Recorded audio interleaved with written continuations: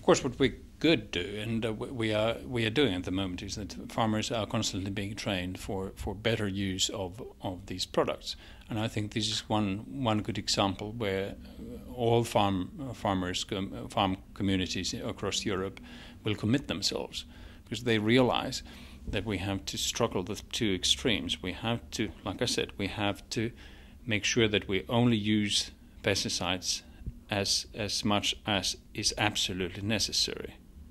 And at the same time, we have to follow the expectations of the society at large. And so I think all the farming communities across Europe acknowledge this fact, and I believe that we are all willing to work for the fact that we wouldn't use any more than it is absolutely necessary. And that, of course, that requires training. I believe that farmers, let's say, profession in future will become more and more technical. It is of high demand in terms of the qualifications. Farmers will have to know a lot of products that they use, a lot of techniques, a lot of methods, production methods, and the complex network, how they work. But of course, this doesn't happen overnight, and this is what we are really afraid of.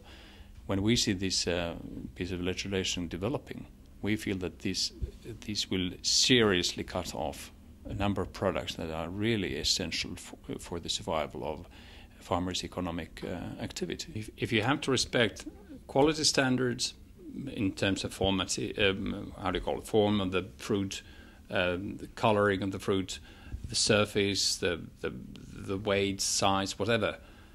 In normal circumstances, you have expectations from retailers, wholesalers, that what is expected when you sell an apple. The apple should have certain form, color, taste, and if there's a problem with for instance, the skin, you automatically lose a lot of money in terms of the price that the retailer is willing to pay.